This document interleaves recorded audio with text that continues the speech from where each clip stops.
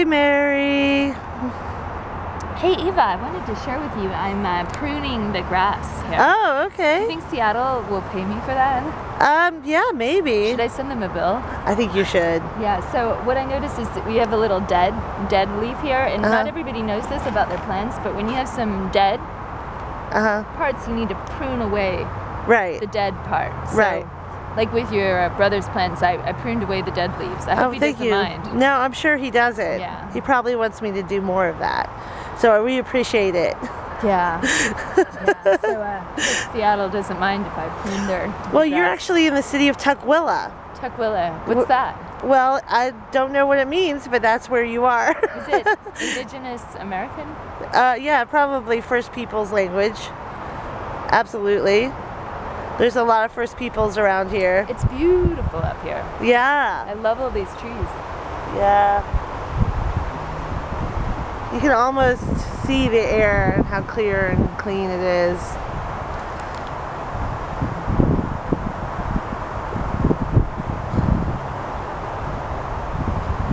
Rare sunny day here in Tukwila, Washington. Mary, do you want to say anything?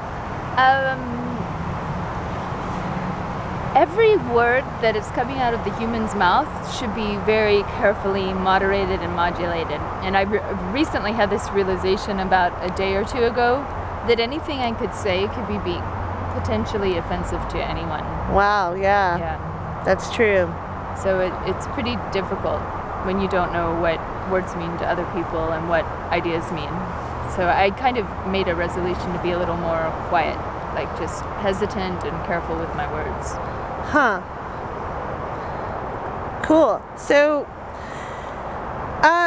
another tack would be to say what you want to say whenever you want to say it. Damn the consequences. Yeah. Yeah. I like the thing when you know how to say the right thing without thinking. For instance, saying no to Slavoj Žižek when he was saying something sexist at the Amy Goodman lecture on the 2nd Tell of us July. about that, yeah. He just said something, I mean, it was a sad moment where I felt like Amy Goodman had made it clear, we always have to edit you out when you become vulgar. This is annoying to my editors. When you come on my show, you always mess it up. Would you please not do that? Yeah. So I'm kind of like, okay, Amy Goodman, you're laying it down. Right. She was pretty subtle about it. But then he launches off on a, oh, excuse me, do you mind if I say something chauvinist? And I just scream out into the auditorium of 2,000 people, no. And then they look over at me, but I kind of felt like I was coming to the defense of Amy Goodman, having to be around such sexist boys club stuff all the time with the manarchists. And we love the manarchists, but but I think they need to respect it when a woman says no. Right. So it was this very symbolic incident because he basically plowed over my no and told his sexist joke, which had turned out to be like extremely offensive. But what's really cool out of it is that somebody wrote an article on trans misogyny in the Bradley Manning support movement and how this moment of me defiantly saying no to the patriarchal, you know, pope of radicalism, Slavoj Žižek, was like a critical moment of defiance for this patriarchal norm we even have within progressive cultures. Right. And that it was neat how the author, it's called A Map of the Country, Trans Misogyny something, but A Map of the Country basically found it very symbolic. It's almost like they saw a deeper meaning in just my symbolic act of saying no. And it made me really realize that that was really powerful in a moment where I almost had no power as not the center guest. Right. Right. So, you know, I think it's really great that you have addressed the misogyny that's inherent even in the left. What do you think, as, you know, when we think of ourselves, especially the radical left, or I guess it's a false paradigm, but we think of ourselves as the radical left, right? Why do you think that there is such a large amount of, like, patriarchal thinking and misogyny that seems to run its course through our entire dynamic?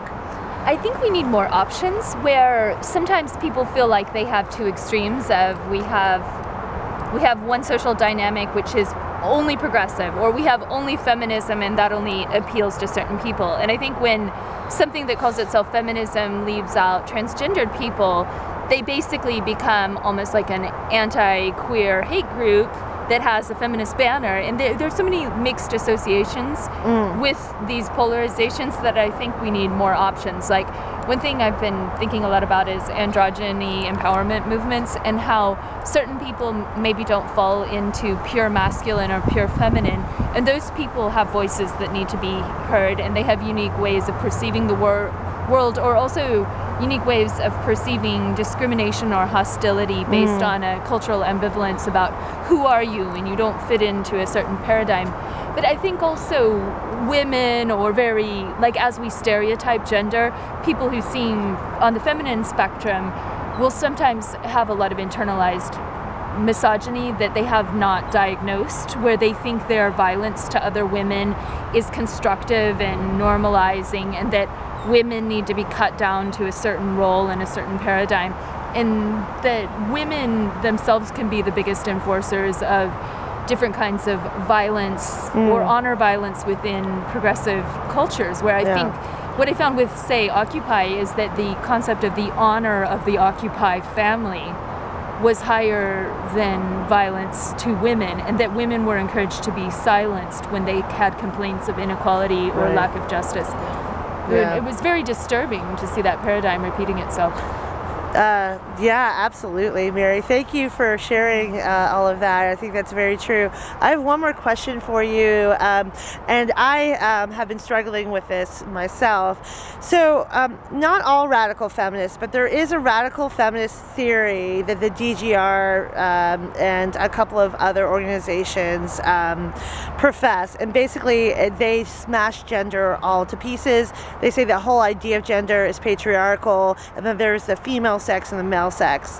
And for some folks, they feel like that they inherently are excluding transgendered folks because of their radical feminist theory. Oh, I see what you're saying. Yeah. Okay, and can you clarify, what is DGR? Oh, deep green resistance. Deep green resistance. Yeah, I've heard a little bit about this. A sort of former friend, colleague, had explained that he was very opposed to transgendering surgical methods because he viewed them as a sort of a transgression against nature. Yeah. And for me, I found that very unsympathetic and like non-compassionate towards people who maybe have some kind of different feelings. I think wow, that's so deep and huge. I think it's really important because I would just say, like, all humans are completely unique and different.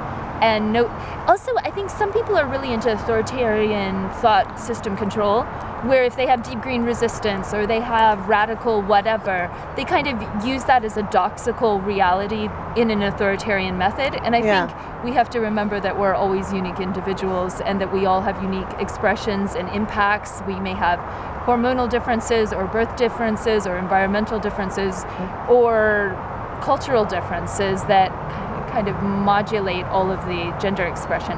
But I think of gender as like a very spectral thing. It's something that's very diffuse. It's on a spectrum. I don't think it's so much about smashing gender. I just think of gender almost as like in a Buddhistic way, that it's just one of many illusions. Yeah. Not to say that I want to negate someone's identity. There are plenty of women who are more feminine than I am, or transgendered people who are more feminine than I am.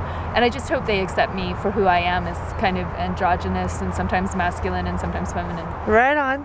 Thank you for your opinion, Mary. You're awesome. Oh, thank you.